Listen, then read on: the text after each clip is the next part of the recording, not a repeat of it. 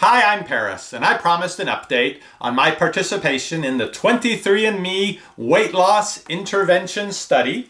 It's been 6 weeks now since I was placed in the Do More Exercise study group. This is a 12-week study, so I'm halfway through. Let me update you on my progress while I'm filling out the survey, letting them know how well I've been adhering to the plan. EpicReviewGuyz. So this past week has probably been the best week in terms of my adhering to what I've agreed to with 23andMe, which is to go out and do 150 minutes a week of moderate to vigorous exercise. But this past week I really outdid myself, and I have some good results to show for that. I finished answering the questions about what I've eaten over the past week and my exercise. Now it's time to get out the tape measure. They want to know distance around my waist, distance around my hips. Let's see if there's been any change.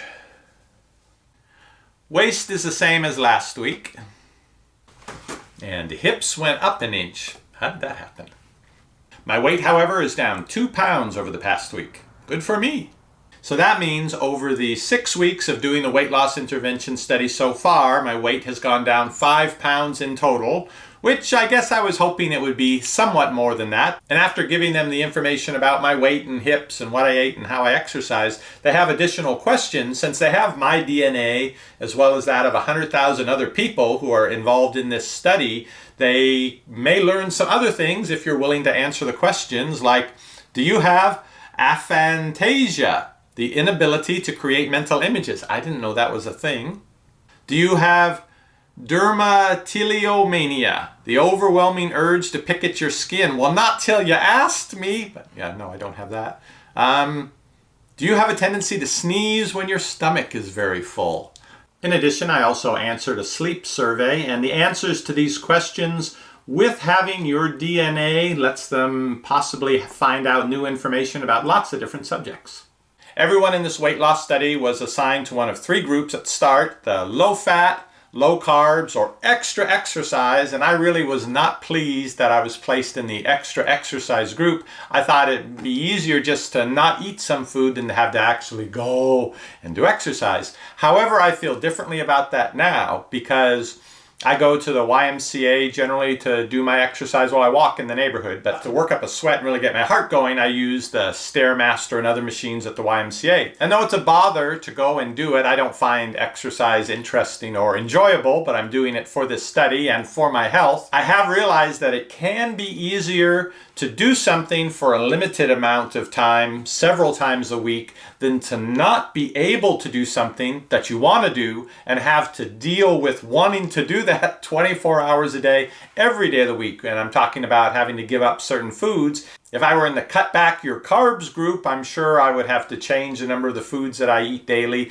and I would probably have a craving for things that are sweet, and I would have to not eat those foods every waking hour of the day, whereas the exercise, I only have to go out and do it for 40 minutes. I've been going to the YMCA for a couple of years, but I would pretty much stick to the exercise bicycle that I like because I can use my phone while I'm on it, and different machines for some arm and upper body strengthening. But that was really just moderate physical activity, and when I was in the mood, I'd go and do it, and when I wasn't in the mood, I'd take a week or 2 or 3 weeks off and not go. But since I'm supposed to be doing vigorous physical activity for this study, I decided to master the one machine there that has always kind of scared me and put me off. It's the Stairmaster machine. It's a tall set of stairs, so when you're on it operating it, you're about 6 feet higher than everyone else in the gym, and everyone can look at you. It's also hard, especially if you're overweight, because it's not like sitting on the exercise bicycle where most of your weight is on your butt and your legs are pedaling, and it doesn't matter if you weigh 100 pounds or 200 pounds, it's pretty much the same amount of exercise. With the stairs, you gotta lift all of you up each step. When I first started out on that machine a few weeks ago, I could do about 300 steps, and that took about 10 minutes, and I was wiped out at the end of that. Whereas most recently, the last couple times, I've been able to do 600 steps in about 15 minutes. So not only has my speed increased a little, I have a lot more endurance. I'm going for 1,000 steps. I want to be able to do that in like 22 minutes. I'd like to be able to do 1,000 steps, 22 minutes, working towards my goal next month during spring break of climbing Guadalupe Peak. Guadalupe Peak is the highest point in Texas. I think it's about 8,200 feet. And the point where you start climbing is at about 5,000 feet. So actually, the increase in elevation is like 3,200 feet. Now, we've tried to climb this before several years ago on our spring break vacation, and we made it halfway up. Jimena was 8 or 9 years old at the time, I think, and there was a ridge, and it was incredibly windy that day.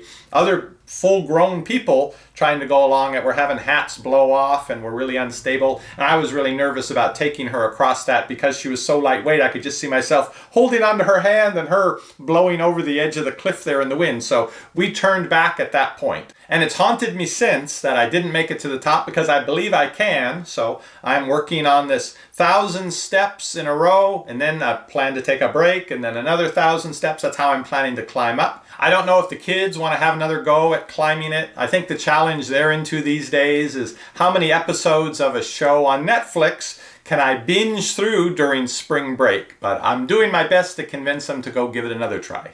So 6 more weeks of this study. I hope to lose at least another 5 pounds, which will make 10 pounds for the total 12 weeks. That's not too bad. But when the study finishes, I'm not going to be finished with the exercise regimen. I'm going to keep on the regimen I've been assigned, which is 150 minutes a week of vigorous and moderate exercise mixed together. I'm hoping that will continue my leisurely pace of weight loss, just so long as it keeps going down.